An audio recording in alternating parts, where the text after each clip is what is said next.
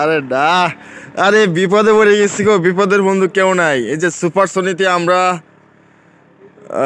ঢাকা থেকে রওনা দিচ্ছিলাম, বাসার কাছাকাছি পৌঁছে গেছি, আর 5 কিলোও নাই। এই অবস্থায় গাড়িটা নষ্ট হয়ে গেছে, গাড়ি যাওয়ার মতন অবস্থা নেই। আর এই যে 7-8 জন আমরা মানুষ আছি, দাঁড়ায় আছি। একটা গাড়ি পাইলে, এখন বাজে রাত হলো 12টা অব্দি হয়ে গেছে। গ্রাম অঞ্চলে 12টা মানে অনেক রাত, কোনো গাড়ি পাচ্ছি না। এই সব দাঁড়ায় দাঁড়ায় গাড়ি থামানোর চেষ্টা করতেছে, তো গাড়ি থামাইতে পারতেছি না। এটা কি টাক কি থামে?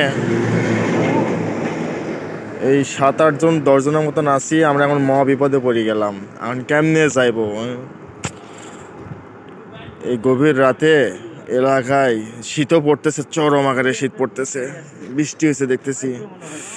হ্যাঁ, এই বিপদ তো আসলে বলে কয়ে আসে না, বিপদ হয়েছে বুঝলাম। আসলে এই বিপদের উপায় কি আছে? আল্লাহ যা করে ভালোর জন্য করে, দেখা যাক কি অবস্থা। হয়তো এটা কপালে ছিল, মেনে নিয়েছি, ঠিক আছে। একটা ব্যবস্থা করে দিলে হবে ইনশাল্লাহ। আল্লাহ একটা ব্যবস্থা করে দাও। এই গভীর রাতে সবাই সবার বাড়িতে যাবে, তো অপেক্ষায় আছি। আমার বাসা যাব আরো ভিতরে, এখন কেমনে কি করবো বুঝতেছি না। গাড়িটা নষ্ট হয়ে গেল, সবাই দাঁড়া দাঁড়া গাড়ি থামাইতেছে।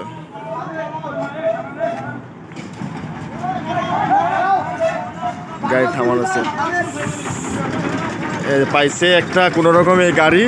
এই গাড়িতে সবাই যাওয়ার চেষ্টা করতেছে। এই ব্যবস্থা ভাই, ব্যবস্থা করে দেন, ব্যবস্থা করে দেন। আপনি বলেন, আপনি টাকা দিবেন না? এটা কে দিব? আমরা দিব? আপনি ব্যবস্থা করে দেন। এই যে একটা গরুর টাক, ব্যবস্থা করেন, ব্যবস্থা করেন, টাকা দেন, টাকা দিয়ে উঠাই দেন ভাই। যা সে তো ভেজাল করবো, বলে দেন ভাই। যাই, বাগাতে যাওয়ার পর আবার বাসা যাইতে হবে গাড়ি নিয়ে।